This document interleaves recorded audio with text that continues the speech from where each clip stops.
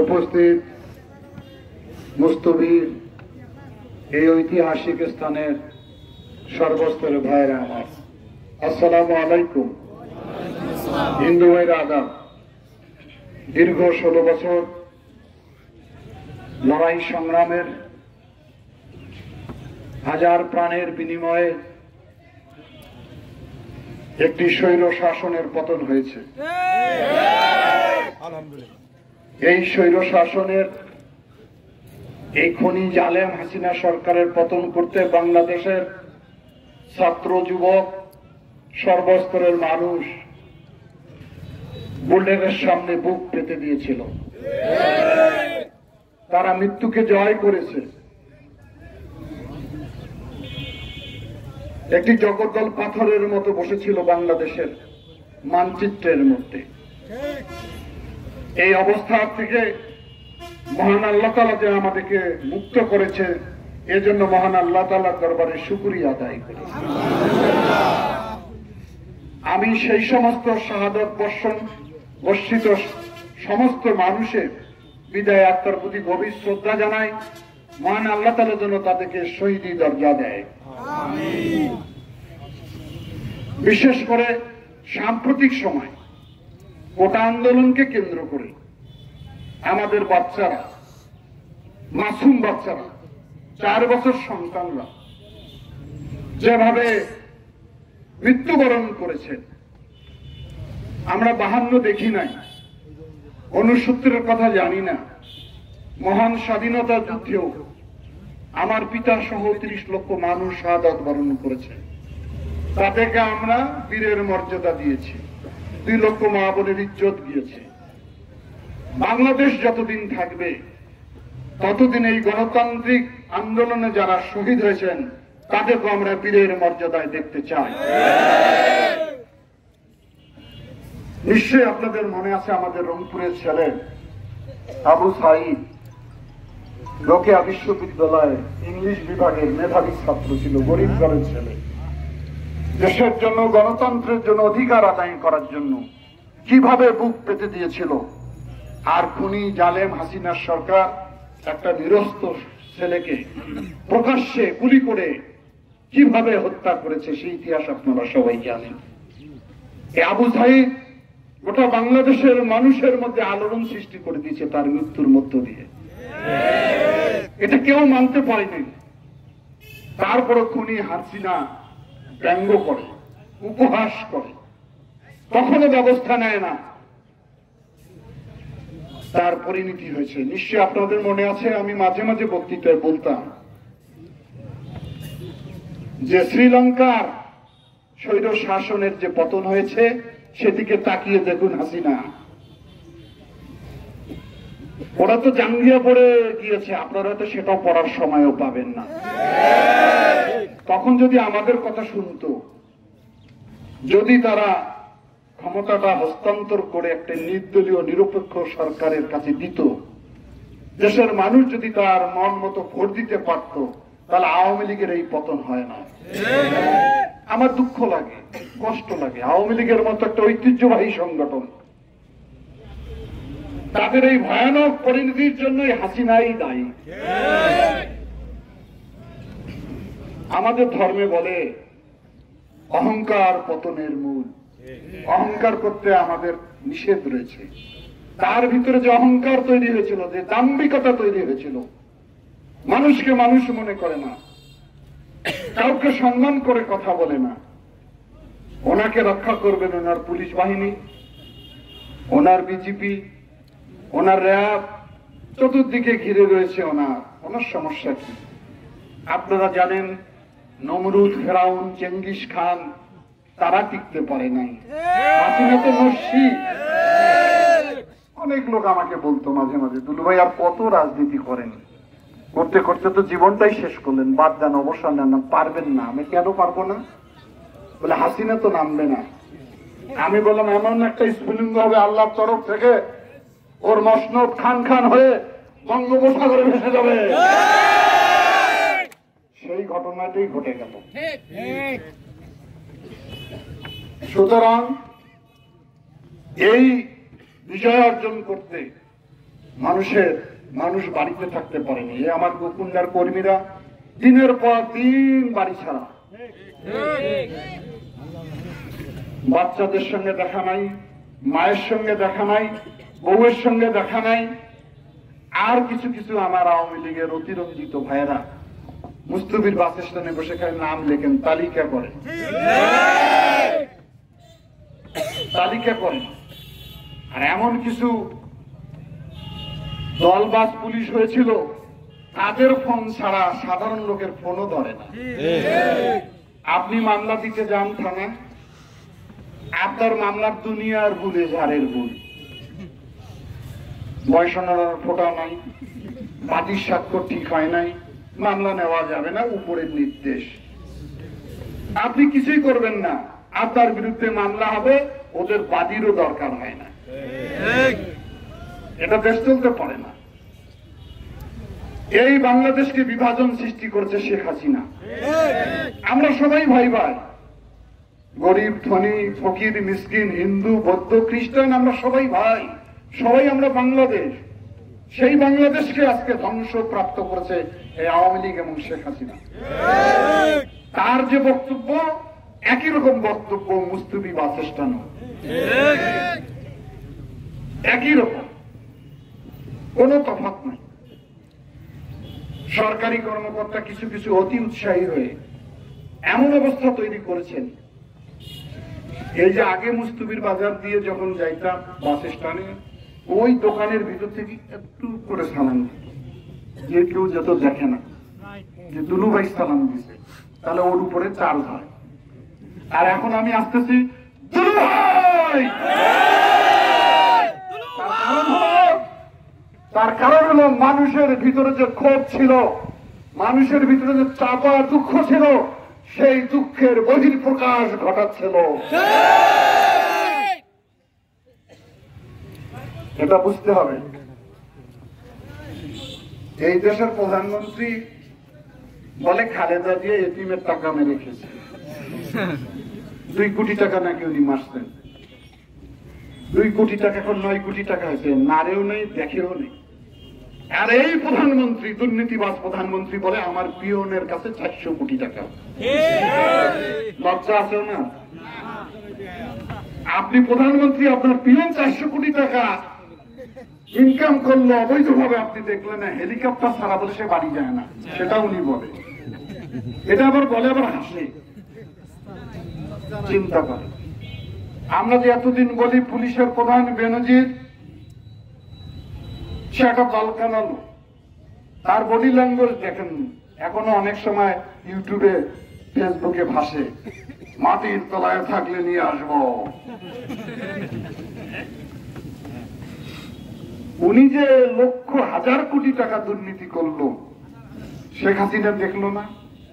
বাংলাদেশের পুলিশের প্রধান, তার দায়িত্ব কি ছিল? জনগণের নিরাপত্তা বিধান করা, অন্যায় হলে সেখানে সহযোগিতা করে তাদেরকে দমন করে দেওয়া,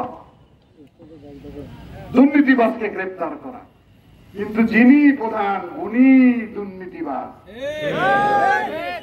এর কারণ হলো হাসিনা তাকে ধরবে না।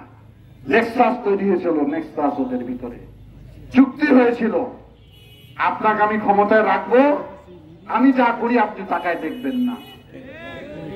সুতরাং রাতের ভোট, দিনের ভোট রাতে হয়েছে 2018 সালে, আপনারা সবাই জানেন। আমি আপনাদের প্রার্থী ছিলাম, গোকুন্ডার সমস্ত ভোটাররা সাক্ষী। এই মডেল মৃত্যুঞ্জা, ওই মাদ্রাসা, কোথাও কেউ ভোট দিতে পারেননি। এই ইউনিয়ন পরিষদে খাসি জবাই করে সারা রাত উৎসব করেছিল সাবেক চেয়ারম্যান, সব জানি আমি। সুতরাং রাতে ভোট করে দিয়ে বেনজির শেখ হাসিনাকে বলেছে, আপনার তো আমরাই ক্ষমতায় নিয়ে আসছি, কথাও তো তাই। সুতরাং তার দুর্নীতির প্রতি উনি কোনো খবর রাখি নাই। বাংলাদেশের হাজার কোটি টাকা পাচার করে দিয়েছে বিদেশে, এবং শেষ পর্যন্ত বেনজিরকে পাচার করে দিয়েছে। বেনজির বাইরে গিয়ে মনে করলো আমি তো ভালোই থাকলাম। এই যে অবস্থা তৈরি হয়েছিল, যার কারণে যদি রাজা বা বাদশাহ, প্রেসিডেন্ট বা প্রধানমন্ত্রী যদি সৎ না থাকে, ভালো না থাকে, তার প্রজা, তার কর্মচারী কোনোদিন ভালো থাকতে পারে না। উনি বঙ্গবন্ধুর কন্যা।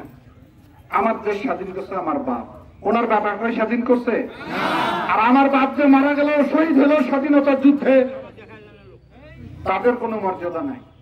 ওনার বাপই বাপ, আর আমাদের বাপরা নাই। 30 লক্ষ শাহাদাত বরণ করেছেন, তাদের কোনো নাম নাই। যারা মারা গেছে তাদের কোনো সম্মানও নাই, রাষ্ট্রীয় কোনো খেতাবও নাই। মুক্তিযোদ্ধা অবশ্যই আমাদের সম্মানী, তাদেরকে আমরা চিরদিন স্যালুট করব। মুক্তিযোদ্ধার সন্তান শেষ পর্যন্ত নাতি পুতি, তারপরে মনে গুতাগুতি। তাহলে আমার ভবিষ্যতের ছেলেমেয়েরা কই যাবে? যারা কষ্ট করে জমি বন্ধক রেখে বাচ্চা থেকে লেখাপড়া করালো চাকরির জন্য, চাকরির ইন্টারভিউতে যায়, পুলিশ আসে ইন্সপেকশন করতে, ওর গোষ্ঠীর কোনো বিএনপি আছে কিনা, ওই গ্রামে কোনো বিএনপি আছে কিনা। গোষ্ঠীর সবাই জানা, গোষ্ঠীর তো কোনো বিএনপি নাই, তো বলে গ্রামে যে আছে ওটা বাতিল। কেন গ্রামের লোক বিএনপিতে থাকবে? চাকরি হয় না। আর এখানে আওয়ামী লীগের নেতারা বস্তা ধরি বসে। পুলিশের চাকরি 10 লাখ, 20 লাখ, প্রাইমারি স্কুলের চাকরি 15 লাখ। আরে জনগণের অধিকার হলো চাকরি পাওয়ার, তাদের কাছ থেকে তারা যারা টাকা নেয়, এরা রক্ত চোষা ছিল। আমরাও দায়িত্ব ছিলাম, আপনারা আমাকে এমপি নির্বাচিত করেছিলেন, মন্ত্রী হয়েছিলাম। একটা লোক দাঁড়িয়ে বলতে পারবে না যে দুদু মন্ত্রীর আমলে চাকরি নিতে 5 পয়সা লাগছে। আমরা জনগণের প্রতিনিধি। আবার ওই আওয়ামী লীগের লোক চাকরি নিতে গেলেও টাকা লাগছে। তাদেরকে আমি বারবার বলতাম যে বাবারা, জুতার তালা খাই করে কোনো লাভ হবে না, আওয়ামী লীগ হলো রক্ত চোষা। কালকে একটা ভাইরাল দেখলাম, পুলিশের এক ভাই, দেখছেন কিনা জানি না, দাড়িওয়ালা, ইউনিফর্ম পরে বলতেছে যে আমরা পুলিশে চাকরি করিও, পুলিশকে আমাকে ঘুষ দিতেছে। এই বাংলাদেশকে তো আমরা চাই নাই। বাংলাদেশ হবে মানবিক, বাংলাদেশ হবে গণতান্ত্রিক, সকল মানুষের মত প্রকাশের স্বাধীনতা থাকতে হবে। কথা বলেছিল ঢাকা এক পুলিশ, দেখেন না মুখ চাপি দিচ্ছে, কথা বলতে পারবো না। ওনাদের কথাই শুনতে হবে, ওনারা যা বলেন তাই শুনতে হবে। ওই যে হাসান মাহমুদের কথা একটু আগে টিভিতে দেখলাম, কিরকম বয়ান দিত আমাদের। এই যে হাসান মাহমুদ, যেটা বদমাশ হাসান মাহমুদ, তার বলে হাজার হাজার কোটি টাকা। আমি এটা তো হবে, সবাই মিলে লুটপাটের রাজত্ব কায়েম করতেন। আর আপনারা হতাশ হয়ে গেছিলেন যে 42 সাল পর্যন্ত নাকি নামবে না, দুটো হইলে মিছিল টিছিল করি কি হবে। আমি যদি ডাকি বলে ভাই চল চল, না ভাই যান, কাজ আছে, ব্যস্ত আছে। আপনারা সবাই হতাশ হয়ে গেছিলেন।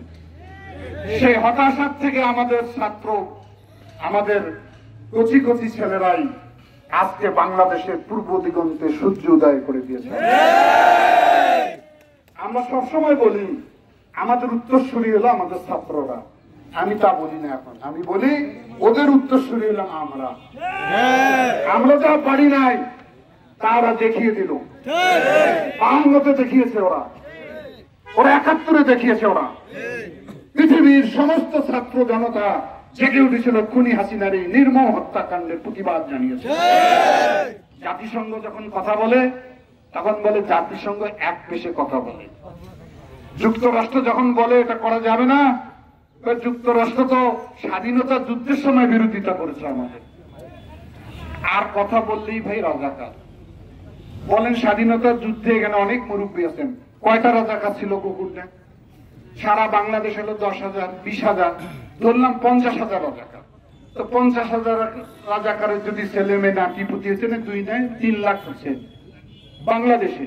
এখন 18 কোটি লোকের মধ্যে নেয় 1 লাখ না 2 লাখ রাজাকারের পরিবার। আর এই শেখ হাসিনা ক্ষমতা থাকার জন্য আমাদের সকলকে বলে রাজাকার। আওয়ামী লীগ না করলেই রাজাকার। কারণ লজ্জা নাই যে জিয়াউর রহমানকে রাজাকার বলেছে। যে জিয়াউর রহমান স্বাধীনতার ঘোষণা দিয়ে অস্ত্র হাতে নিয়ে এই বাংলাদেশকে স্বাধীন করেছে, সেই জিয়াউর রহমানকে যে রাজাকার বলে, ডক্টর কামাল তার দলের নেতা শেখ মুজিবের সঙ্গে পাকিস্তানের কারাগারে বন্দী ছিল এই 9 মাস। সে যখন শেখ হাসিনার এই সমস্ত অপকর্মের বিরোধিতা করছে, তাকে সে রাজাকার বলেছে। বঙ্গবীর কাদের সিদ্দিকী একমাত্র সিভিলিয়ানদের মধ্যে সবচেয়ে বড় উপাধি পাইছে, সেও নাকি রাজাকার। আর স্কুলে যারা চাকরি করেছেন, মাদ্রাসায় যারা চাকরি করেছেন, আমি জানি আপনাদের অনেক কষ্ট হয়েছে। সরকার থেকে চিঠি দিয়ে দেওয়া হয়, উদযাপন করতে হবে ওনার বাপের মৃত্যুবার্ষিকী, উদযাপন করতে হবে ওনার জন্মবার্ষিকী। তার ভিডিও আবার নেয় টিএসবির লোকেরা, কোন স্কুল করে নেই ঠিক মতন। আরে ভাই, ভালোবাসা কি ওইভাবে হবে? মন থেকে করতে হবে তো। আমি যে দোয়া করতেছি উপরে জানি কি কি বলে।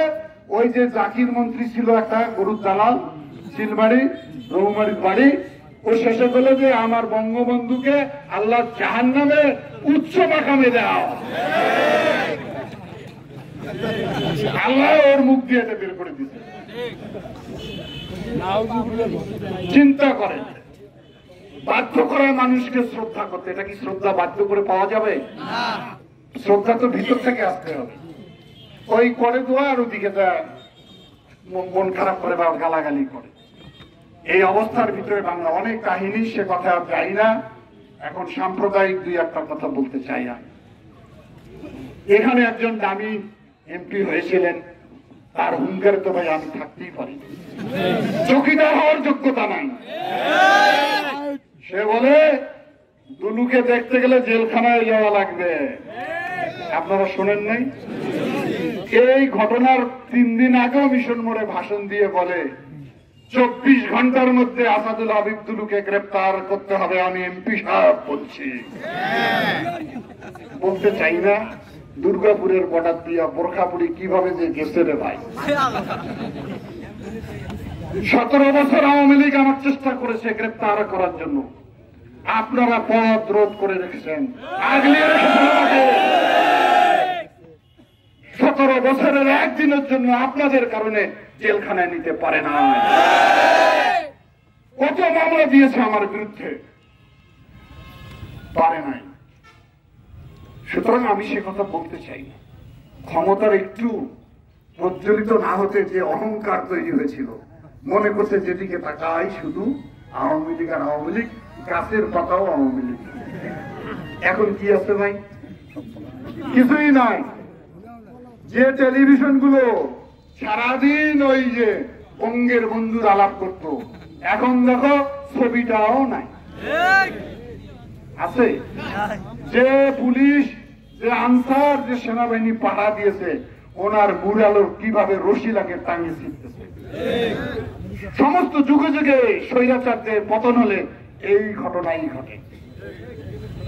এরা মানুষকে সম্মান করতে জানে না।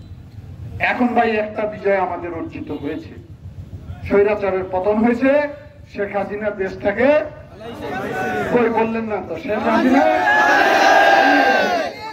উনি বলেছিলেন শেখ হাসিনা পালায় না, ওটাও ভিডিও দেখা যায়। এখন দেখেন না আপনার, সবই তো জানেন পালায় না। আমার আওয়ামী লীগের অনেক নেতা বলতেছে যে দলের নেত্রী পালায় যায় সেই দল করে আর কোন লাভ হবে না। আমাদের নেত্রী রাপসীন খালেদা জিয়া,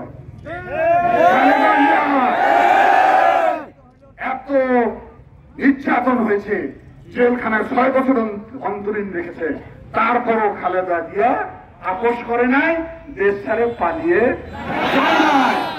এই জন্য ওনাদেরকে আপোষহীন দেশনেত্রী বেগম খালেদা জিয়া আজকে অসুস্থ অবস্থা পল্টনের জনসভায় ভার্চুয়ালি বক্তৃতা দিয়েছে।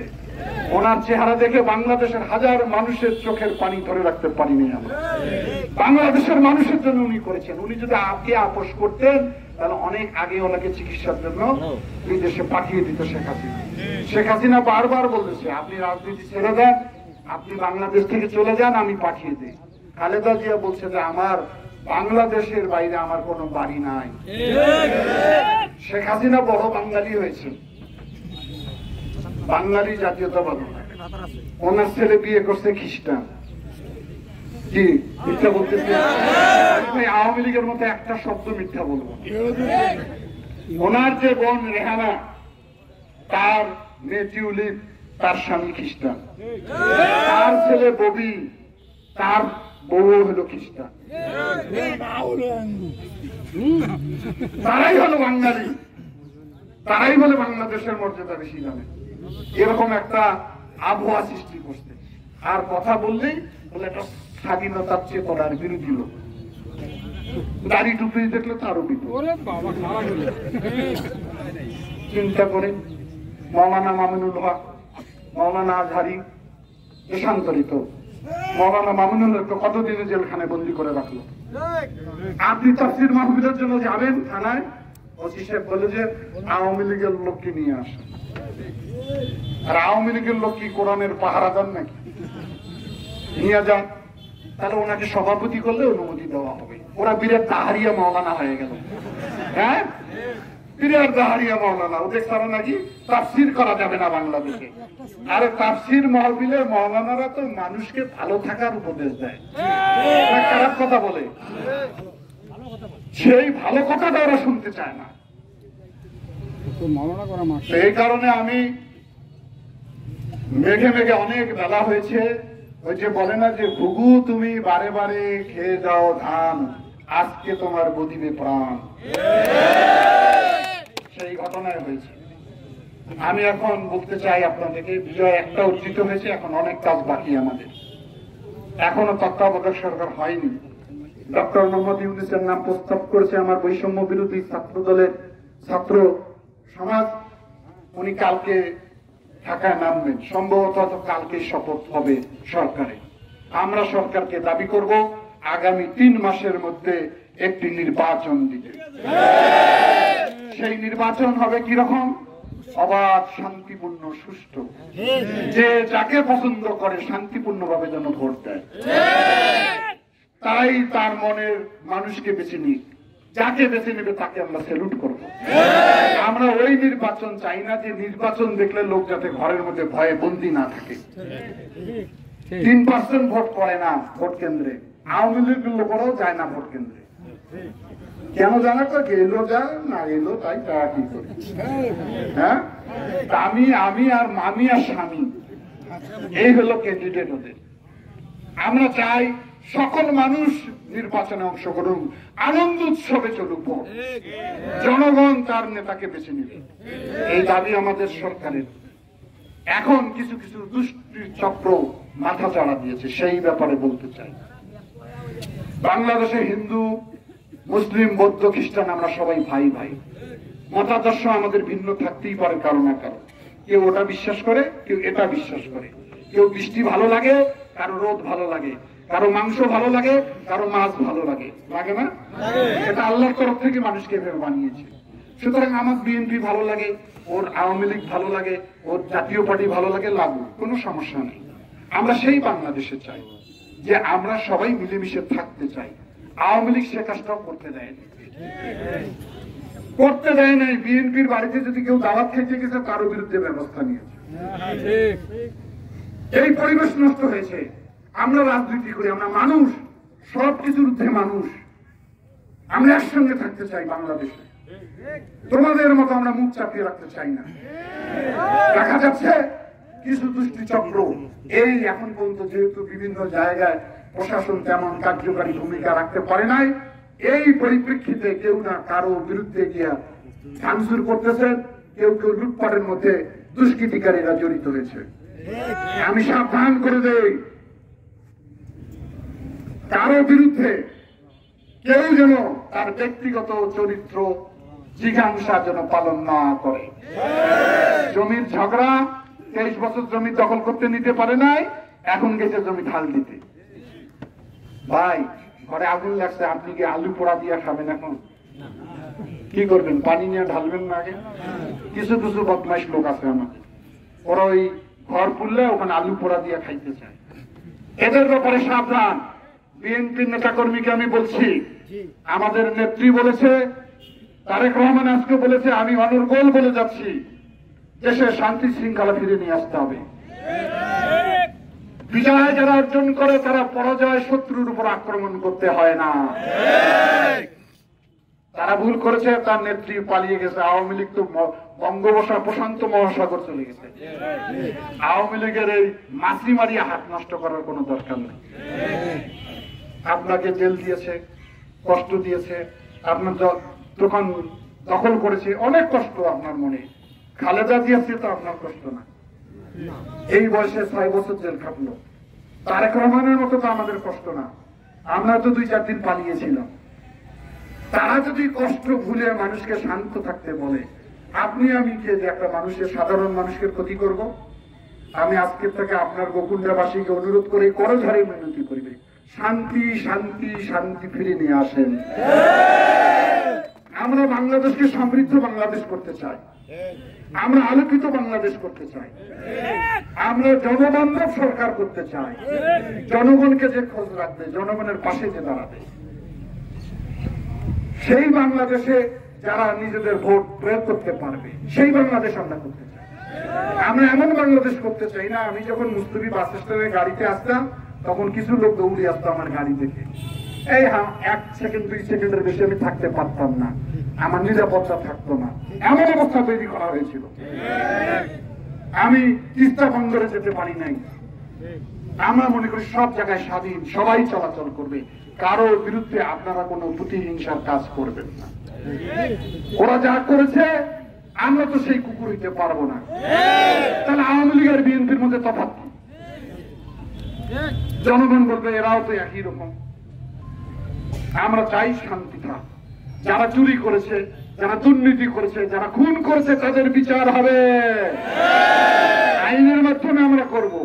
আইন আমরা যেন কেউ হাতে তুলে নেই না।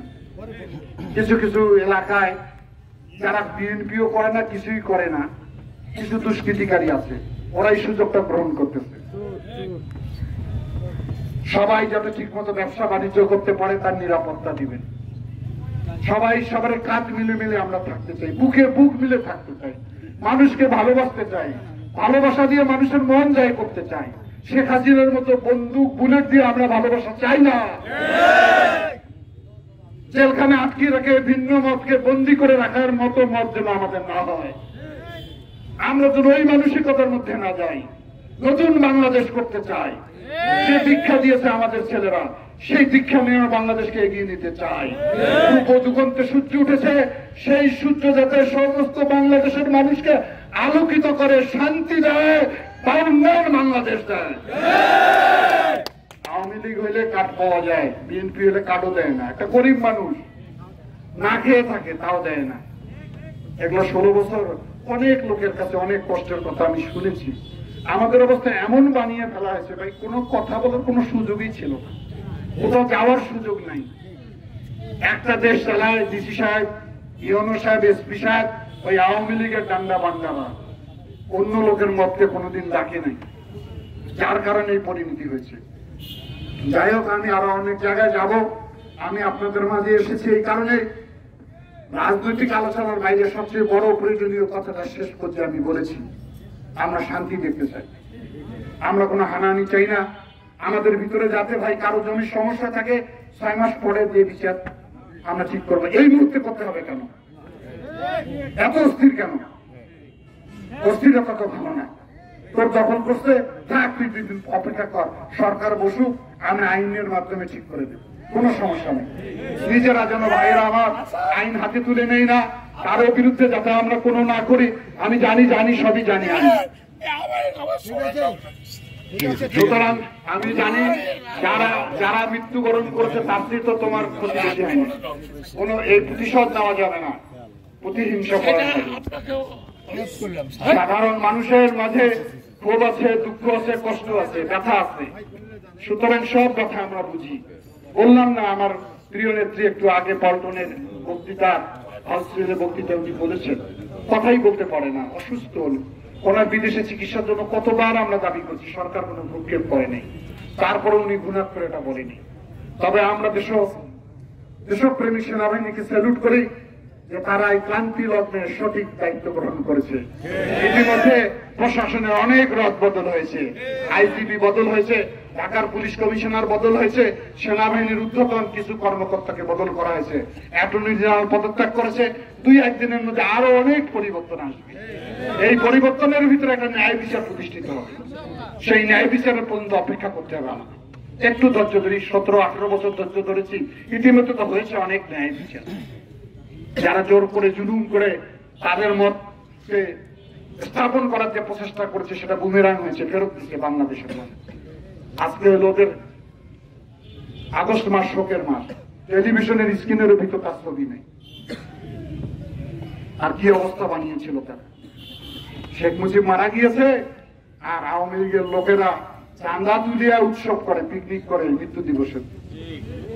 সেটা যেন না হয়। যাই হোক, অনেক কথা বলে ফেললাম।